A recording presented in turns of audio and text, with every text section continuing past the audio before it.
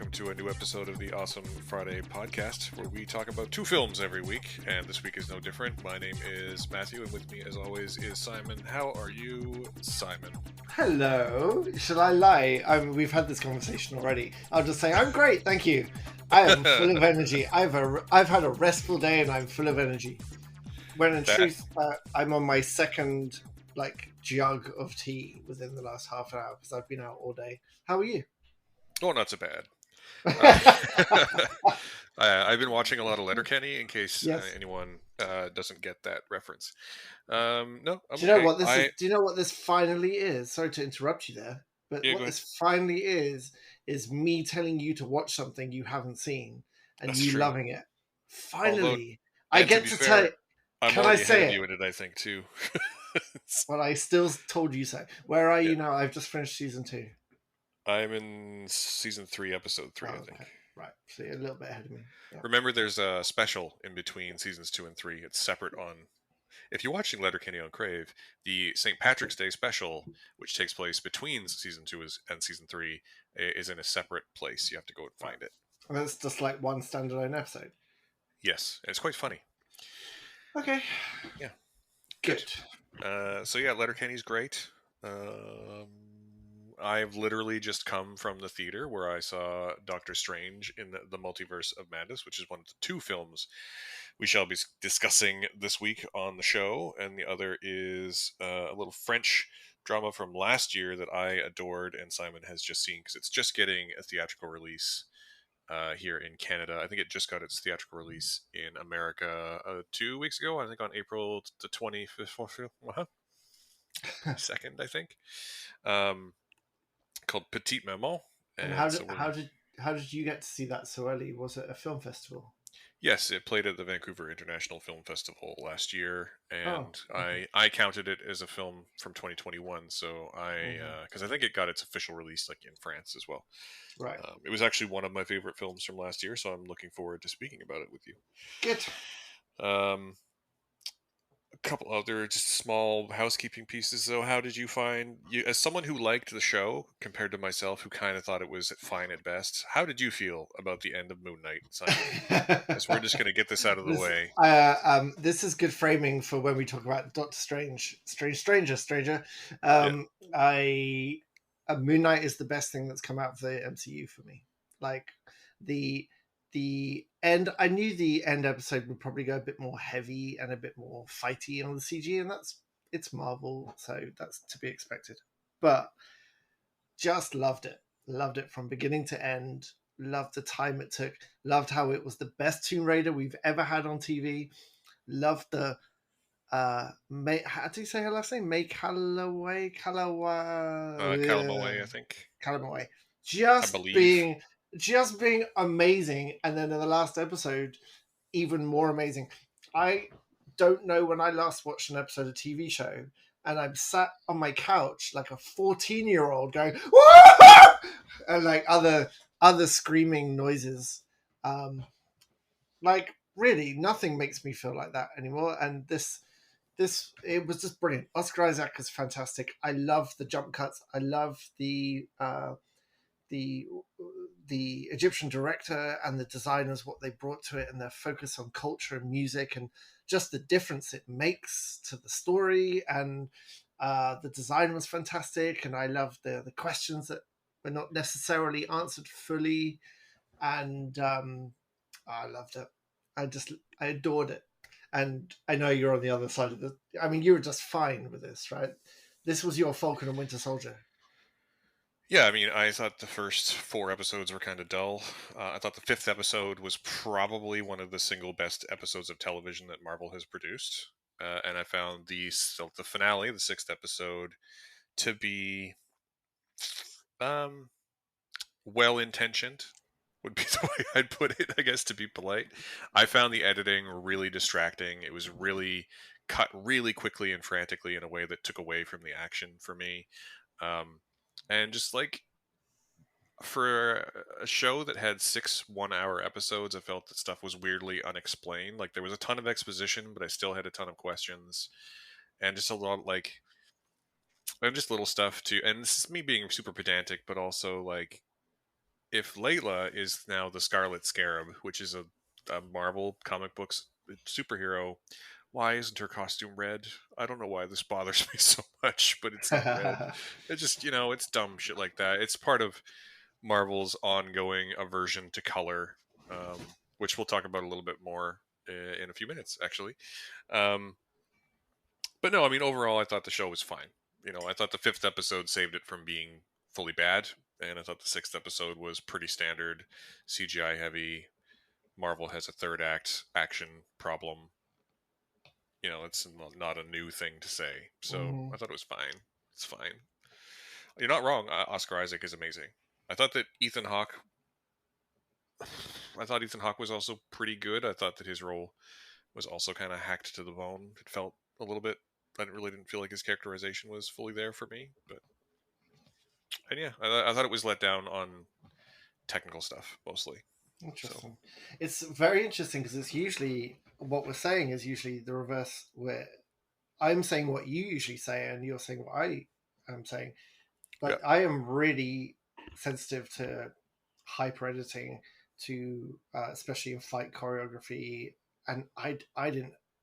This didn't trigger that for me at all. Like I didn't To be have fair, I problems do I keeping it. do feel like I To be watched a fair, different show than everyone else. To be to be fair, fair, I feel we like I watched. feel like I watched a different show than everyone else. But I think the easiest example, if you've watched Moon Knight episode 6, is it's the beginning. It's the third act of the show. So um, Ethan Hawke, Arthur Harrow, has his like super powered cane that he uses to suck the souls out of everyone else. The people whose scales don't balance, and he's given finally the this like stone thing that the goddess Amit is trapped in. And there's a moment where he goes and he like, from what I understand anyway, he breaks it and integrates it with his cane.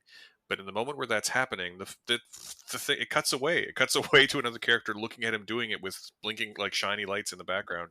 You don't actually see what he does, and then it cuts back to him just as like that action finishes, so you don't actually get to see it. And I felt like the last episode in particular, was riddled with stuff like that, where it felt like they had an hour and they needed 90 minutes. Like I think maybe a good way to put this would be that the whole series at 6 episodes was either way too much or about an hour or two not enough to make it a good show. You know what I mean? Like it either needed to I be a lot briefer, or they needed to have a little bit more room to breathe. In particular, in those action sequences, but in lots of other instances too, where they would dump a ton of exposition but not really explain anything. So see. I would have taken another couple of hours of that definitely, but for different reasons. It's because I thought the balance was perfect. I loved the jump, they working in the jump cuts as part of the storytelling process. I loved the characterizations of so everyone. the jump cuts that were story relevant, like all the ones that were Oscar Isaac like switching alternate identities, that was all fine. But there's a scene where in the finale where a car flips over and Layla goes to save the people inside, and it cuts so fast that you don't see her get to the car, and you only barely. There's a scene where one shot where she cuts open the car to get to the people inside because it's on its side, and you basically don't see that whole action. And then there's just people outside the car. Like it all happens way too quickly. I needed a lot more room to just let me see what was happening. And I know you're just looking at me like I like like that. I didn't. We're living in opposite land on this one, but It's I like we don't. watched two different shows. It's crazy. It is, yeah, it is.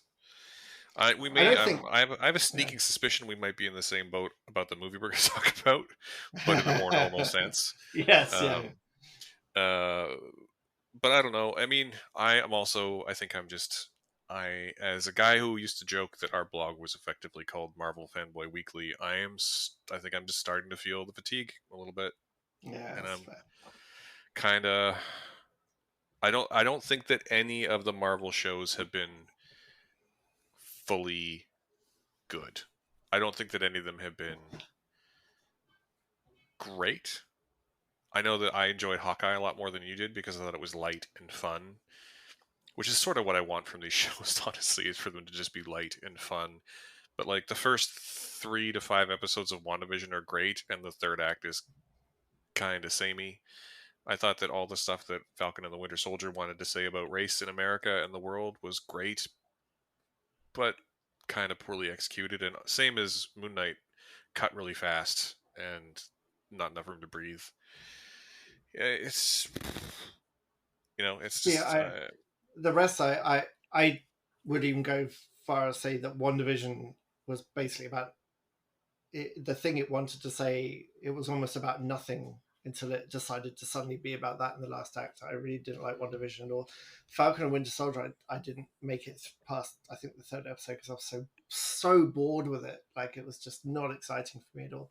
Loki, I loved. I really loved Loki. I feel like there were some elements in the last episode that could have been better. But so for me, this is. Oh, and I didn't like Hawkeye at all. At all. But yeah. the I like Loki this as I well. I think loved. Like, I Loki. loved this. I would say that Loki, to me, Loki and Hawkeye are the two that feel like the most complete television experiences. They're Mm-hmm. serialized. I think the other problem is that they're all sort of highly serialized, and none of them have. All of them only really have maybe one good, solid, contained episode of television in them. You know what I mean? Like, and for Moon Knight, it's episode 5. I will like Moon Knight episode 5 again. Probably the best episode of television they've made. Mm-hmm. Uh, I don't but disagree with you there. overall, I think that they adapting their filmmaking technique to television isn't quite working overall Mm-hmm. for me. Mm-hmm. No, I can So see. Yeah, I see what you're saying. and it's just there's also just stories resonate with people differently, so it makes sense that eventually we'd find one that I am not so great keen on, and you are. It makes sense. Mm-hmm. Mm-hmm. No, that's true. Yeah, yeah. Okay. But I mean, so I'm glad you liked it, is what I'm trying to say. And it doesn't really matter because even though I didn't, and even though I thought that Picard season 2 was quite bad, the season premiere of Star Trek Strange New Worlds was this week, and it was fucking excellent. Do you And know, I'm so hyped. I So watched the hyped. first. How many episodes in this? Because maybe we should talk about it like after the run. Because I watched the first 10 minutes with my son actually, having breakfast this morning, and it was so good. It was so Yeah. good. And the opening, I texted you like the opening music and the opening sequence is incredibly like evocative and Yeah. amazing. Like I feel the same about Prodigy as well. But I watched then the 10 minutes of Spock sexy time and all this stuff, and just thought I had two main thoughts actually. First of all, God, if I were a Trek fan to the level that I'm a Star Wars fan, this would just be like the second coming. And like you have so much good stuff as Trek, and it was amazing as someone who didn't really know what was going on with Pike's sort of flashbacks and everyone talking about what happened to you, and he's like, it's classified because Hmm. he talks like that. My second thing is who who's that guy who plays Pike, and how is he so unbelievably like handsome? Yeah. His You name. just want to have like a pint with him or a cup of tea. You want him to chop down a tree and make some firewood for you. Yeah. His name is Anson Mount. If you are a fan of prestige television, you would have seen him on the show Hell on Wheels, which is a western. You also would have thought he was probably season 2 of Discovery is by far the best episode of Discovery, and it's in large part due to him and Spock being in it. And Right. them earning a spin-off of their own is, I think, maybe not, well, probably the best thing, hopefully the best thing to have come out of this modern era of Trek TV. um, and I will never not watch a new Star Trek thing, just to be clear, and I will never not watch all of it because that's I'm it's Star Trek, it's my thing. But I guess I wasn't quite prepared for how much I wanted, or how much I was going to just react to a show that is clearly aiming for the classic Trek format of go to a place, do a thing, tell me the moral of the story, roll credits. You know, Mm-hmm. like, and do that every week, like straight up adventure of the week. And that is what the show is apparently going to be, just an adventure every week. I'm sure there'll be some recurring story elements because you can't get away from that in peak TV era. but Picard season 2 is really bad, Oh, is and it? yeah, I couldn't quite admit it to myself until I saw the finale, but it's probably one of the worst seasons of Star Trek television. It's really upsettingly bad. Oh It no. feels like really bad fan fiction from start to finish. Um, and Discovery, I actually am pretty positive on Discovery, very generally speaking, but I think trying to service the ongoing storyline over as many episodes as they do, in they suffer from it. I think they suffer from it. And so I'm really looking forward to just a straight up adventure of the week uh, Yeah, series. And I really like that it didn't shy away from being political in the way that Star Trek is famous for being. Like, you haven't seen the whole episode, but there's a moment in yeah. this episode where it draws a straight line from current events in America to World War III. Oh, right. It's And not. It's not a massive leap, is it? not really, but it's a really unsubtle but perfect Trek Mhm. style. It's not even an allegory if they say it directly, but it's it's Yeah.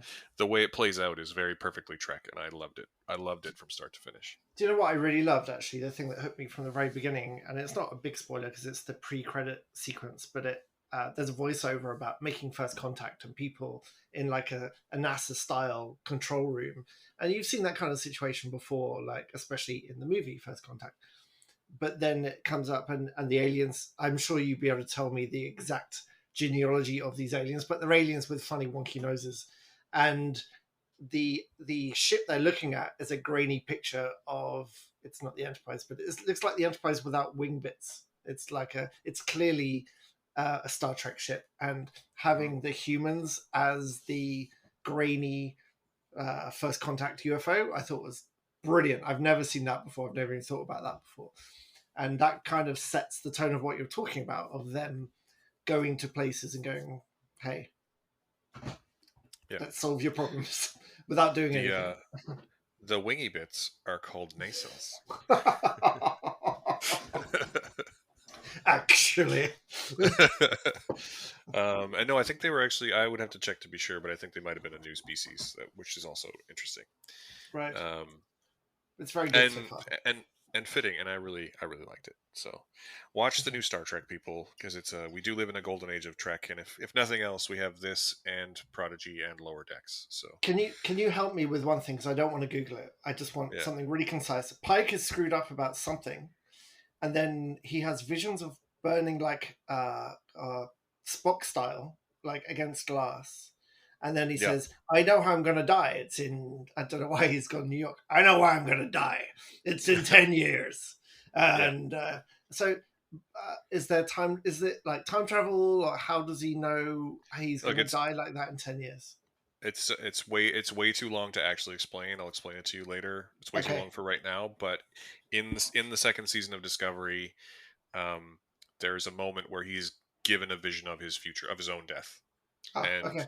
as the episode will later make clear, he not only sees it, he experiences it, Hmm. and that's why Hmm. he's so effed up about it Right. in the episode. And it also leads to the resolution of the plot of the episode. It's really well done, actually. So you I should just watch it. I really enjoyed the makeup team's efforts to make him look old and gruff at the beginning by sticking a really bad beard on him and trying to make the world's most handsome man look kind of gruff. It's like, no, it's not. You're not fooling anyone. Yep. It's not working. Yep. Yeah. Anyway, So it's anyway, great. Star Trek is good. Yeah. Well, now that we've got that out of the way, we should move Wow. on to a heartfelt French drama filled with magical realism and emotions, which was again one of my favorite films from 2021, and just getting its theatrical release here in Canada this week. So let's talk about a little bit about Petite Maman. Do you want to give the rundown, or should I? Sure. I'll do it because you can do Dot Strange. Your memory is better than mine for that kind of thing. Whereas Mm, this is quite simple. It revolves around a French girl called Nellie, who is 8 years old, and we learn very early on that her grandmother has just passed, and she's with her dad and her mum in her, first of all, clearing out the retirement home, and then the mother's old house. So they're basically going through belongings, talking about memories of the house, finding keepsakes, and they're there for a few days. And the mother's got some issues that aren't fully explained, but she leaves. She goes early, and the dad tries to like softly explain what's going on, and we're left to kind of guess what's going on. But she leaves early. Maybe it's too much for her, and Nellie goes and plays in the woods, and in the woods she meets a young girl, roughly her age, who's building like a little tree house in the woods, and she forms a friendship with this girl. I think that's probably all. I think I should probably stop explaining, but it's basically her very gentle growing friendship with this girl and how it relates to her own familial experience and her relationship with her mom and um, just the whole concept of like saying goodbye to someone. Like she, one of the things she says at the beginning is that she wasn't happy with her last goodbye to her grandma. So it's a very typically French soft examination of that kind of thing. Yeah, I don't think you need to be bashful. I don't think it's any secret. In fact, I'm pretty sure it's in the trailer, but it's certainly in every review that I've ever read of this movie that the little girl in the woods, Marion, is the 8-year-old version of her mother. That See, somehow I she didn't know. I had no idea. So it was. okay, so she yeah, Nellie walks into the woods and is transported back in time and becomes effectively for the runtime of the movie best friends with her own mother. And she goes back to the house that in her time she's cleaning up and meets a 40 something year old version of her grandmother, and it opens up all kinds of interesting, it doesn't actually really open up any questions, but it answers all kinds of, opens up all kinds of feelings.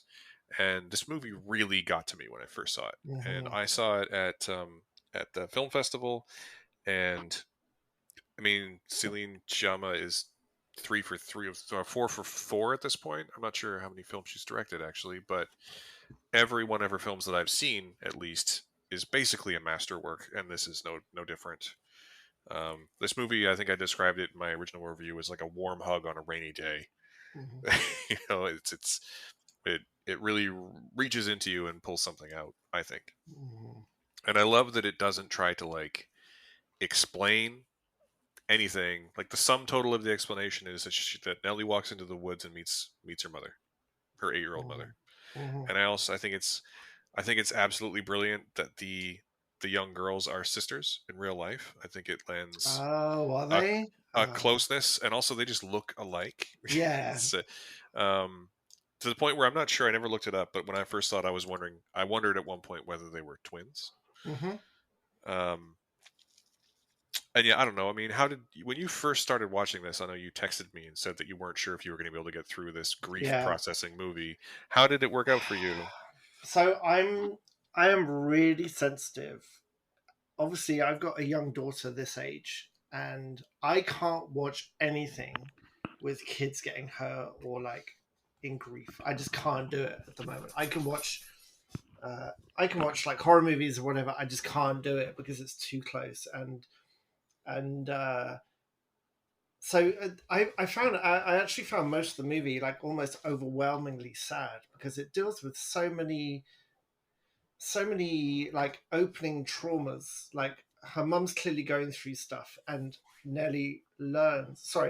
Nellie learns from meeting young Marion about uh, the generational aspect of it. So getting it from her grandma and the way her mum lived, and it does explain a lot.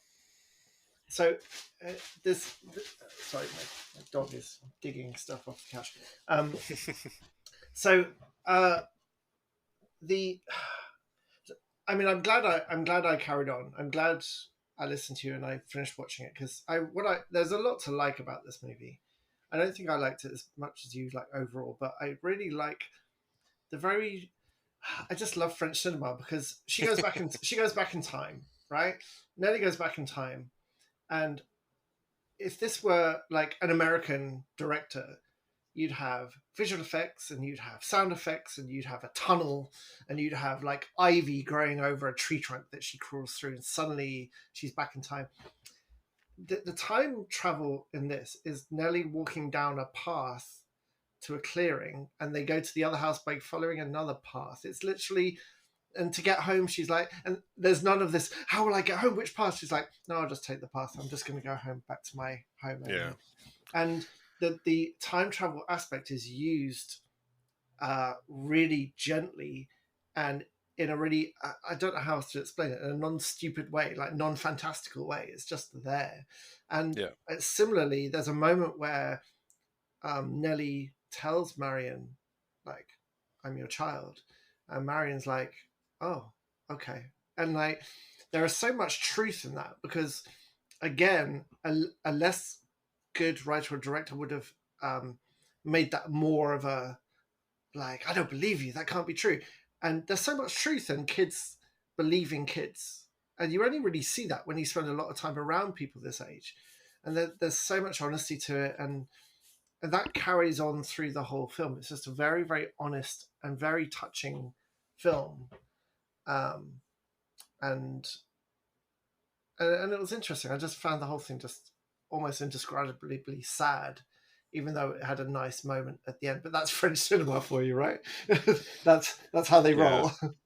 I mean, I think in what we're talking about in terms of like the time travel and the way the characters interact, I think that this is a great example of magical realism at its best, right? Mm-hmm. When you deployed correctly. I also think it's um, kind of a master stroke to basically to tell the entire story from Nellie's point of view. Um, there's no adults explaining anything in a separate scene, right? Like anytime an adult gives information, it's to Nellie, and the film treats it as information that Nellie would understand at her own level. If it was an American film, there'd be lights and visual effects as she walks down that path, but there'd also be a scene where two adults are like, what is happening here? I will expressly state the moral of the film. Yeah, totally. And in this one, Nellie goes to visit Marion at her home, and Marion comes forward, I believe, at one point, and spends time Mm-hmm. with, and like the dad is there, and Yes. everyone's just like, cool, Yeah. whatever, nice to meet your new friend.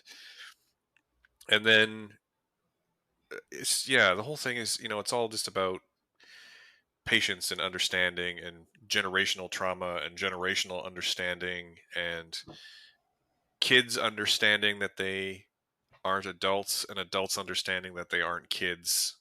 Mm-hmm. And I think exploring those things really, as a person without kids, I think it's interesting that it spoke to me so deeply, to be perfectly honest.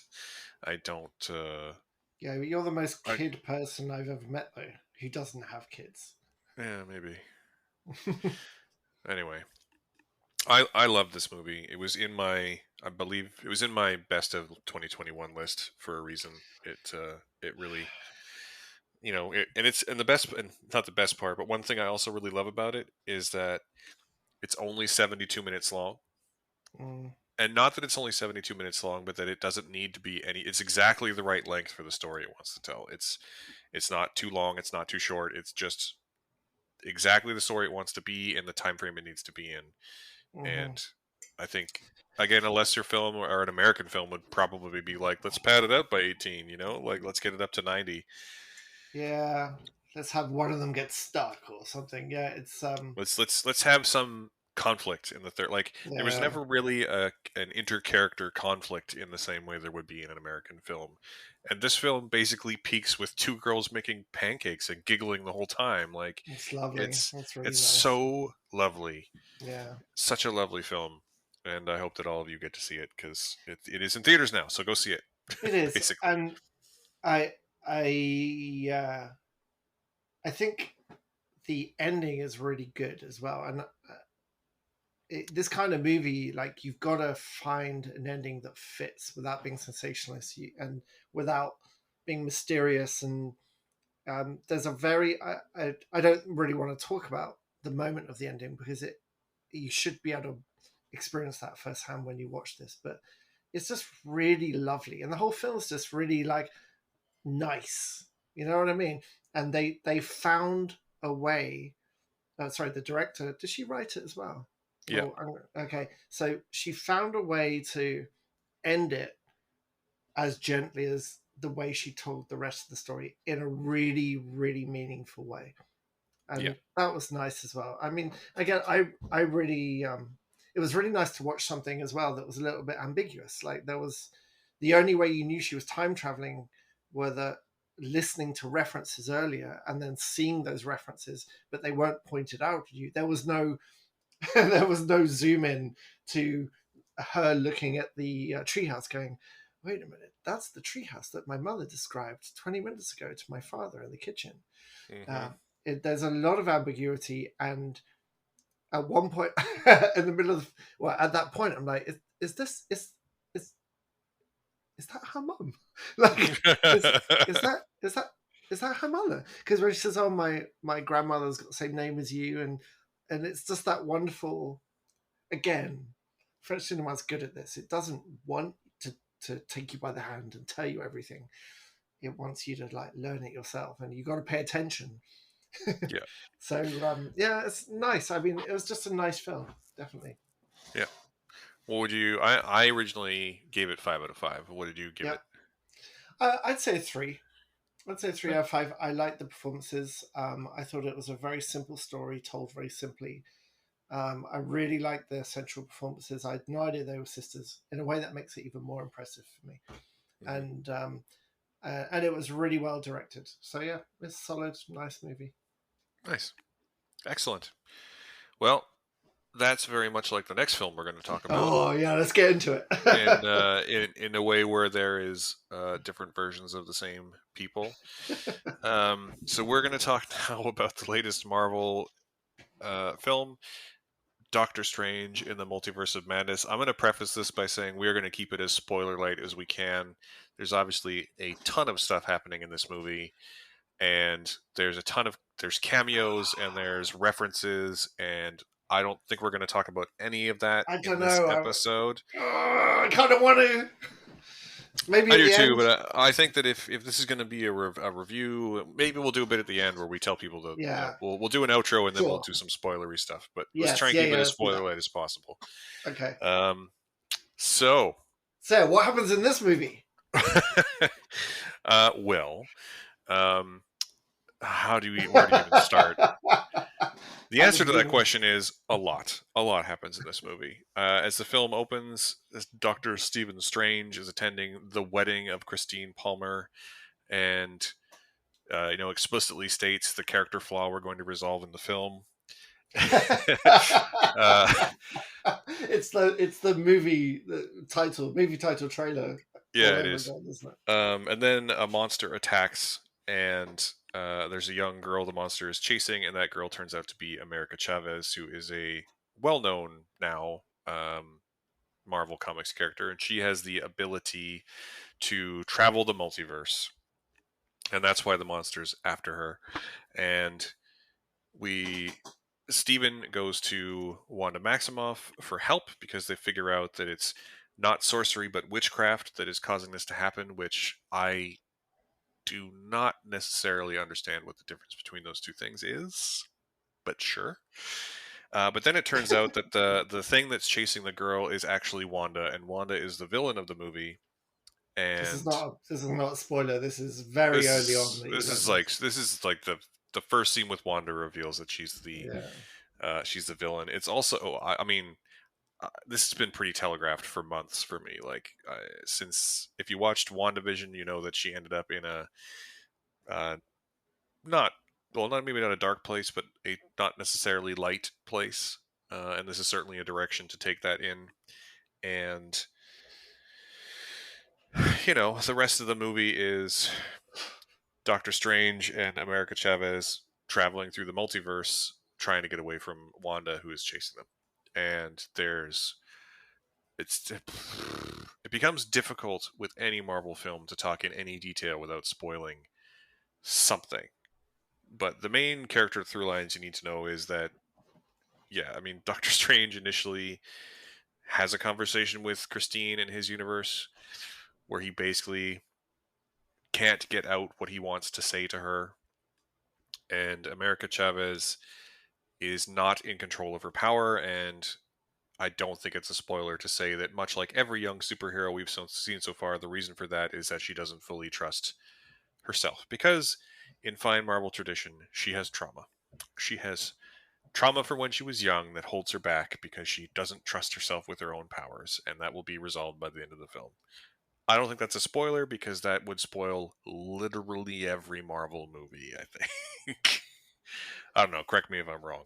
No, you're not wrong. Um, but this doesn't sound very positive. I actually really liked the movie overall. I literally just came from watching it. Um, And my favorite thing about it is that Sam Raimi directed it, and they let Sam Raimi be Sam Raimi for very large chunks of the movie, complete with quick zooms and wicked zombie effects and, you know, chattering monsters in the background and Dutch angles and everything you'd come to expect from a good Sam Raimi movie. It is a little watered down compared to something like, say, Drag Me to Hell or, Evil Dead or Army of Darkness, but it's there. It's there. It's there. It's a Raimi movie through and through. As much as it is another piece of media churned out by the Marvel movie making machine, it is also a Sam Raimi movie, and I will give it. In the end of the day, I'll probably give it a full star bump because of that. But I don't know. See, You look see, like you're about to have a counter opinion to mine. so I am. When I talk about Marvel fatigue, I'm talking about movies like this movie because the when they allow Sam Raimi to be full Sam Raimi, those are the really good bits of this film. Like what works in Yeah. this movie works like hell. I love the monster at the beginning. This giant, squishy. It looked like a beholder, but with tentacles, with this massive like cyclops eye, and it is just squishy and just it doesn't look like anything metallic or anything that's been in an MCU before. It looks like a big like child's toy, uh, but Godzilla sized, and Hmm. it's fantastic. And Wong's big reveal is in that fight, and it's really good. Like Wong's a really likable character anyway, and he's got some good moments in this. And that fight against that monster and the way it ends is really good. Like it's Yeah, very and very Raimi. Uh, it's worth saying that some of the best parts of the film, some of the most Raimi parts of the movie, are that there's a lot of really gnarly kills in this movie. There's a lot of yeah, really really gnarly, squishy. really squishy, gnarly Yeah, moments. Lots of gnarly monsters yeah, yeah. that get right up in people's business, and it's not afraid. It's not. I wouldn't go so far as to say that it's a bloody film, No, but it it's can't be. far. Yeah. It's far less bloodless than most Marvel movies are. I would say would be the most polite way to put it. Wow, that's amazing. But that's the thing. So I loved that monster. I loved the end, very very end of the movie where there's some really strong Raimiing happening to do with evil spirits and dead bodies that is pure like Army of Darkness, almost stop frame animation evil spirits, and that's really really fun. And Yeah. but everything for me in the middle of those bookends, that middle third was the most dull uh, toy reveal, like stunt cameo. Oh, look who it is! Look who it is! Oh, and look who it is! Oh, and look who it is! And it's all completely inconsequential for reasons that I won't go into. And I was like significantly bored for a chunk of this movie. And there's one wonderful moment where America Chavez can't control the dimension she falls into. So there's one moment where she gets really heightened anxiety and stress and pops through the dimensional layers, and they fall through dinosaur world, and they fall through we're all made of paint and now we're 2D, and like and they Yeah. land and the whole middle third is basically New York but grass on the buildings. It's like, could you have not taken that story and put it in paint world or dinosaur world or literally any other multiverse world where Sam Raimi could have like clearly told this almost Spider-Verse style story, but they just end up in basically like New York, but with grass on the buildings, and it just That's so annoyed by that is ridiculous and unfair. It is flowers on the building. that. Do you know what I mean though? And it was just grey. Like you're telling a multiverse story, and the whole middle of this movie is in this grey space. Like Yeah. what? So I'll go so far as to say that in terms of the what I liked about the movie, that the you're right that the opening is pretty great, and I think that most of the back, I would argue, third or maybe even half, like once they start down the path of actually dealing with character stuff, it's good. But there's a solid, like, most of the first half of the movie is pretty boring Marvel, let's get to the plot type stuff. And I think that Mm, that is by design. That's how Marvel does their thing, and that's how they fuel. I mean, that's how they fuel all of the influencers in the world, and a lot of the bloggers and YouTubers. They're there.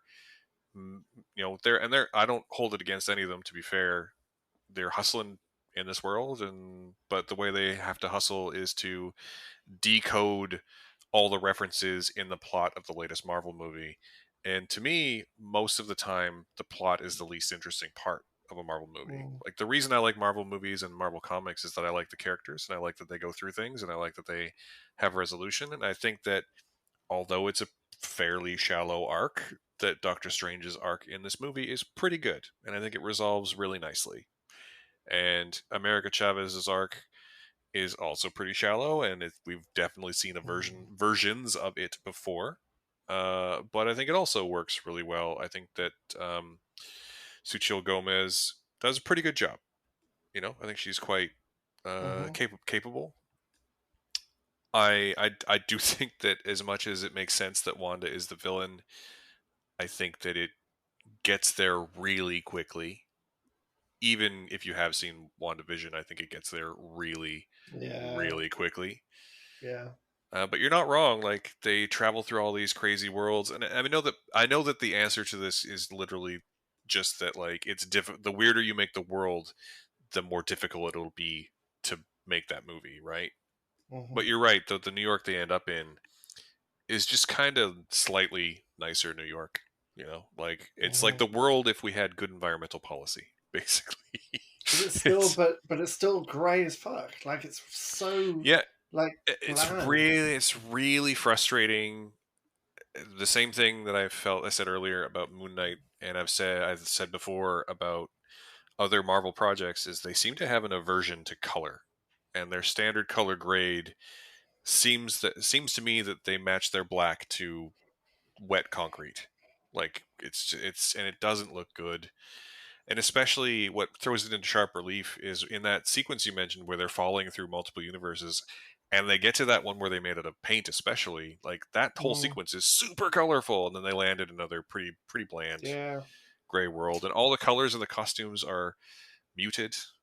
Mhm, And it's just, yeah, I don't know why they don't want to be colorful. You could say, on the one hand, it's tempting to say that it makes the magic pop, but the magic doesn't even pop that much against the backgrounds. no, it really doesn't. And the one time that it does pop, it's in a sequence where Ah, it's oh a yeah, yeah. really dark room, and it's the first time.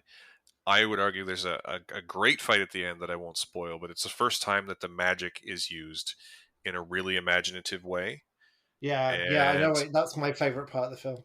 and it's also the first time where, at least in a very long time, where you can really tell that having a talented director like Sam Raimi, who really knows how to mix camera work and Mm, action choreography and music together in a way to make mm, something more than the sum of its parts. And that one scene is yeah, probably one of the best fight scenes anyway in a Marvel movie to date. exactly. Because it's so original. Like, can you imagine if the rest of the movie had had originality like that one scene? That one scene that I've never seen anything like that before, and it was amazing. And then it was just it come after an hour of this bland shit, and then the I liked. aspect of the end, but the Raimi aspects, it was still just another big CGI battle. But the that really annoyed me, that one scene, because it was so good. It was Yeah. so good. And this is a movie about the multiverse where you can literally be or do anything. Like, and you're doing it on film with this unlimited budget in this mega franchise by this huge company. Like, and still, why did they not just really go for it and just completely throw the whole rest of the movie over the top like that one amazing scene? Yeah. And I don't, the answer is it's a machine. It's a money making, movie making machine, Mm. right? It's safe, Um, right? They got to be safe. they got to be as safe It's as they can. I, I mean, again, just I literally I came home from watching the movie, spent some time with like a half hour with my wife, and then we started recording this. So I have literally just seen it, and overall, I did really like it.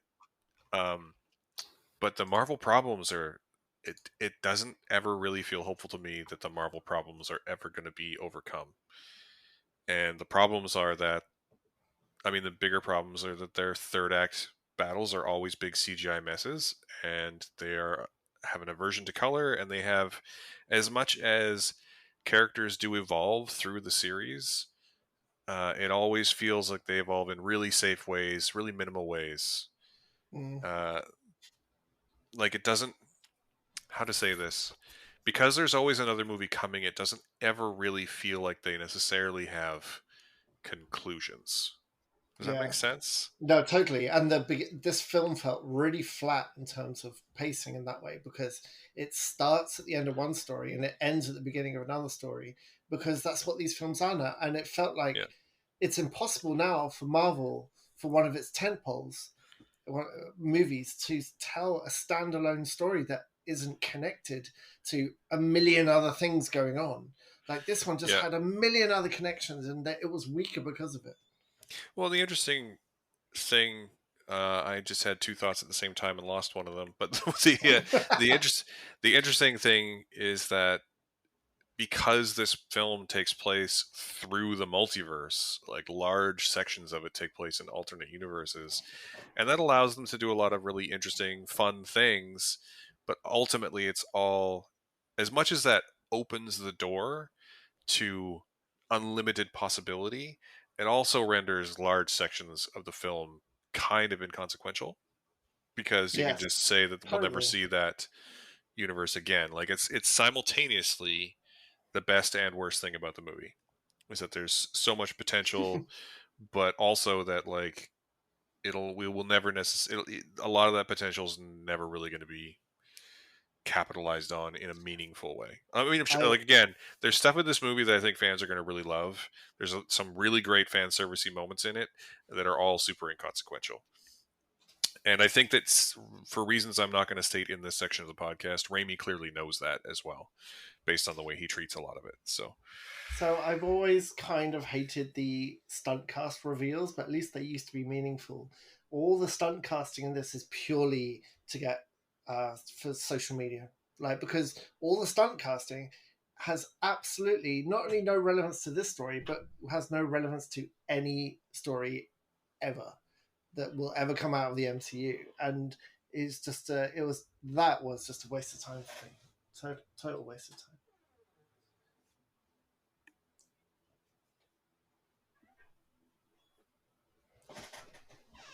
time. Um, so I don't know. What did you think about the stunt casting? Without, like, obviously we won't go into specifics who it is, but what did you think? I it's fine. It's fine. I don't. One of them, there's two big ones, and one of them annoyed me more than the other, and that's pretty much because, without directly spoiling it, it's one that the internet has basically been clamoring for forever, and they basically Mm-hmm. just did it because of the internet. Yeah. No, absolutely. I know Um, and honestly, if you pointless. haven't this podcast is coming out. This movie came out on Friday. This podcast is coming out on Sunday, and if you are on TikTok, especially, or if Mm-hmm. you view Instagram Reels or Facebook Stories, I will be shocked if you don't have it spoiled for you because Yeah. I have already seen it once. I've seen one of them Yeah. once. Yeah. So, People well, I just have mean, to get out there, don't they, and just tell you what's going on. Yep. That's Yeah, it's that's true. what they want. That's why it's in there. It's not there for any like narrative reason. It's there so people make posts about it on social media for Well, buzz. That's so the only reason it's there. I guess, I mean, this is kind of I'm trying to hurry us up a little bit, but Okay. um, so overall, yes or no? Did you like the movie? So here's the thing. The bits I liked, I really, really, really liked. And when this comes out, I am gonna watch it again, but I might just watch the first third and the last third because there's nothing in that middle that I would need to see. So is that a yes? Sorry, what was your question? Did I like it? I liked it to give it 2 stars. I'll give it 1 star for the first third and 1 star for the last third. Wow, that's I was pretty sure you were going for 3 stars, personally. No, no, it's just like this is.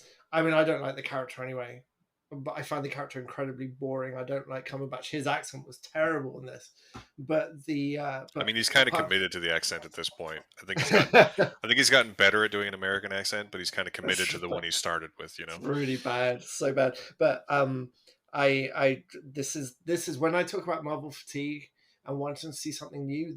This is the movie I'm talking about. So two Yeah, stars. How about fair you? enough. Honestly, I've been going back and forth about it for the last hour or so, and I think in the end, it's probably a 3 star movie for me. I Mm-hmm. really want to say it's a 4 star movie. Sam Raimi is my favorite director. Mm-hmm. Um, Sort of in a way where I know I was about to say I don't talk about that often, but I totally do. You And do. um, but I guess I just don't revisit a lot of his films very frequently. But Mm-hmm. he hasn't really made a bad movie, and this is not a bad movie. But it Mm-hmm. definitely, I think, the reasons I think it's only a 3 star movie are sort of separate from him. I Mm-hmm. think it has more to do with Yeah, the that's Marvel fair. machine than anything else. Yeah, no, that's totally fair. So, well, I think right now, because we're running out of time, so let's wrap it up. I'm going to say thank you to everyone who listened. That's 2 movies, both worth seeing, at least. Um, Thank you to everyone who's listening. If you liked what you heard, please take the time to give us a 5 star review on your podcasting platform of choice, or subscribe. Or if you'd like to support us more directly, we, of course, have a Patreon and a Ko-fi, and those are all linked in the show notes. This episode is produced by me and written by nobody and performed by me and Simon. Um, and we do Written. it all on the unceded land of the Musqueam, Tsleil-Waututh, and the Squamish nations. We are signing off slightly early because we're going to spend about 10 minutes, I think, talking in full spoiler mode. So if you haven't seen the movie, please stop listening now. We'll give you a count of 3, and then we're going to talk in full spoilers. And I can tell he's champing at the bit to talk about one thing in particular. I can just see it in his eyeballs. So, thank you so much for listening. If you're sticking around, great. And we're going to talk about some spoilers in 3, 2, 1. Okay, what's the thing? Fucking John Krasinski, like Yeah, what? Like of course it is. just Susie came on. I'm like, oh, what? Just he's not. Well, first of all, he's a very nice guy and he's a fine actor. He is just not the right person for this part. And like, why is he? Why is he even on the screen? And then he died. They're like, he dies. Professor Xavier dies. Is it Monica Rambeau, the new Captain Marvel? I don't know if that who is So, that's actually, meant to be. Lashana Lynch's Monica Rambeau as Captain Marvel, I think it was the best of those perfectly because it's the one that makes the most sense to me, other than Captain Carter, right? Like in that universe, clearly she's the one who had the accident instead of Carol Danvers. Fine. Mm-hmm. Yeah. Um, I like that Baron Mordo is the Sorcerer Supreme, but he's still a dick. Mm-hmm. um, and I, I mean, this is what I was trying to say before, though, that I think Raimi knows that it's inconsequential because he killed them all off so quickly. True Yeah. story. So they have Black Bolt, But who's an Inhuman, and Inhumans did have a uh, very brief TV show. And do you know who Black Bolt is played by in that TV show and this movie? no, Anson Mount, who plays Captain Pike. no, was that Yep, him? that was him. I didn't know who that character was. So I was with like he's got a fork on his head, and then Yeah, he like speaks to him. It's so stupid. I really liked. I mean, Captain it's Carter was fantastic. The actress who plays her, Haley Atwell as Captain yeah, Carter, fantastic. Yep. Jetpack, like Rocketeer era jetpack. I was like, fine, this is finally some good fucking content, right? Yeah. Like, feed it to me. And then that bit where I thought of you, where she's like, spits to the side, I can do this all day. I'm like, oh, Matt's gonna love that. And Yep. like, that's, and then she's like, well, she's dead. Yep. And she's dead, like, straight away. And like I said, And I think that Sam Raimi knows how the multiverse has potential, but no real consequences. And I really enjoyed watching all of those characters die. Basically, I enjoyed it on two levels. One, there's no one better at this stuff, at putting together interesting, weird deaths. I think that Captain Carter being sliced in half was like the least interesting, and it was the most fun. I love that she just sliced John Krasinski up. I mm, actually really, it's one of the, and I like that they got Patrick Stewart to be Professor X, and I like that he nearly why? had some consequence to the plot, nearly, and then died immediately. Just, um, yeah. and to me, so there's, I love watching them die. I love that Raimi seems to know that there's no consequences, but there's a part of me that was also like every fanboy. And to be fair, in my screening, which was almost full, when Krasinski showed up and when Patrick Stewart showed up, there was cheers.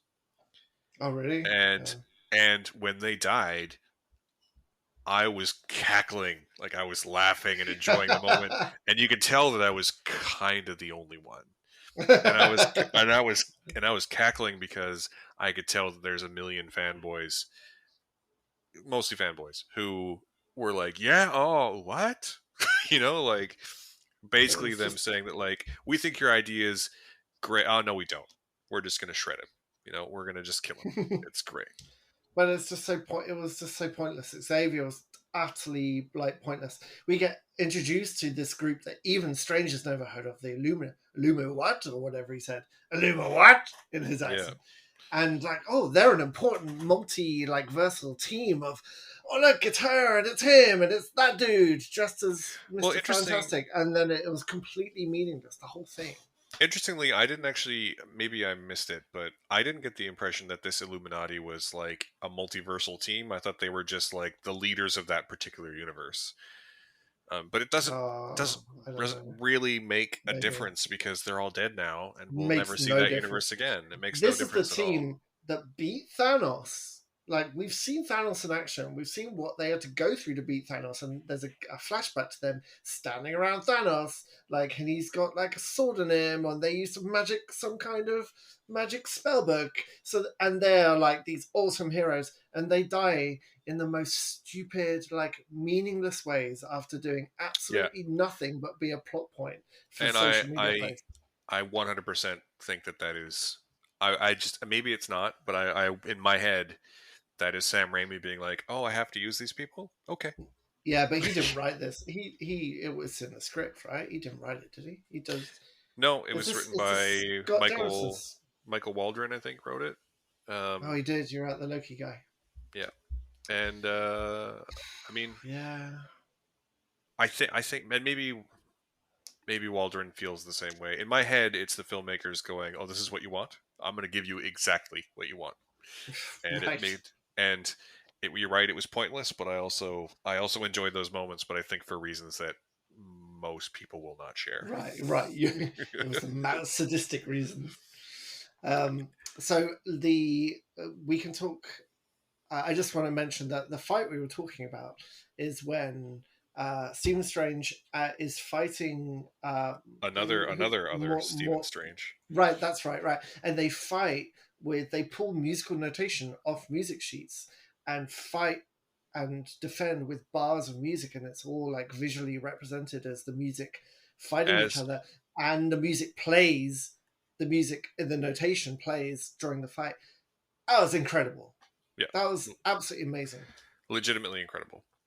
And yeah, one of the best things and the fusion again, like I said before, the fusion of Raimi knowing how to work a camera, work effects, work fight choreography, and work in music, and also working with Danny Elfman, who he always works with.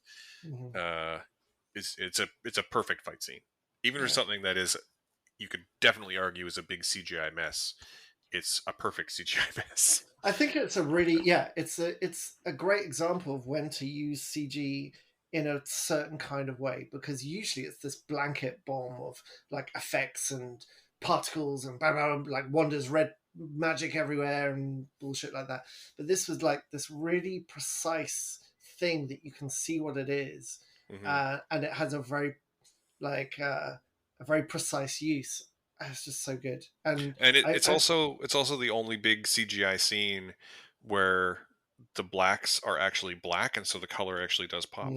yeah, it was Because beautiful. they're in a a dark ruined section or version of the Sanctum Sanctorum, and it's a Mm, dark place, and so the colors actually do pop, and it's not yeah. the gray sludge that it so often is. I mean, it So was grey later, but another part I loved was when Stephen Strange at one point has to, through magic rubbish, has to inhibit a dead version of himself in another universe in order to do something. And because oh he does yeah, that, he breaks the seal, and some the evil spirits come out, and they're the fantastic like army of darkness like spirits, which he then learns to control, and they become like his cloak. And at one yeah, point, he stands there, and they form this like clock around him, and it is perfectly framed. It's like Raimi going, this is a perfect frame, yeah, and it's brilliant. It is so yeah. good. There's another great part of that where they attack alternate universe Christine, and there's a moment where it's from the demon's point of view, so it's like the camera's like zooming in on her face, Yeah, uh, yeah, as the demon's like biting at her. Oh, it's perfect. I yeah, really love his filmmaking style, and yeah, I really yeah. love that he seems to understand how comic books feel in a way that a lot of Mm-hmm. other filmmakers Mm-hmm. don't. So many If only, filmmakers shoot for this like grounded, realistic feel, and he shoots for this. It's not. It's not like how am I going to say this? He knows how to blend the ridiculous in a way that mm-hmm. works, Mm-hmm. and he Yeah, seems to we've know talked that about that it's before. not. And it seems to be that he knows that the it needs to be hyper real, not real, you know. Yeah, yeah, yeah. And I just love him for it. Yeah, yeah, no, So yeah, we talked about that a little bit last week, didn't we? Off air, about yeah, finding that how Raimi finds the humor and ridiculousness in horror without it making it stupid, and I think it's such a fine line, yeah. without making it a pastiche or trying to be funny with it, but still finding the humor in it. He's so Or good at that. legitimately trying to be funny and not and having it not ruin the tone or ruin Yeah, the horrific parts of it. He's so yeah, good at that. yeah. So If only well, if only he'd been given freer reign for the rest of this movie, because the parts where that are pure Raimi are an absolute joy. The rest is just so bland and boring, and it's very disappointing for me to say and that about honestly, A Raimi movie. even the stuff like when Scarlet Witch attacks Camartage, which is a big CGI battle, and there's one really great moment in that whole battle where I think I don't know if you would agree, but she's being held off by this huge shield, so she Mm-hmm. starts like probing the minds of the wizard, and Yeah. she like comes out from behind. In it's clearly in this guy's mind, but she comes out from behind him and whispers in his ear, and that moment is fantastic. Mm-hmm. But the rest is a gray CGI sludge Yeah. fest. It's Yeah. and very standard Marvel, and I like Marvel movies. Don't get me wrong, but like I'm getting a little I'm craving Yeah. originality in a way that I don't think has really been satisfied No. in a long time. This film has done nothing to ease that kind of feeling I have as well. Whereas Moon Knight really did. I actually didn't watch our preview copies of Moon Knight because I just didn't feel like watching any more Marvel stuff. And Moon Knight I feel has completely reinvigorated my interest in that side. And then watching this last night for me was just like, this is exactly what I don't want to watch anymore. I will watch it again. Like I said, the Raimi bits are classic Raimi and so are fantastic. But there's so much to this film that's a waste of time, really.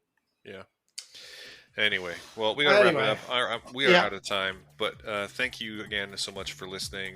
Check the show notes for all the links you're looking for. We love each and every one of you, we do. and we'll be back next week with something else. Thanks, guys. Okay, we love Bye. you. Bye.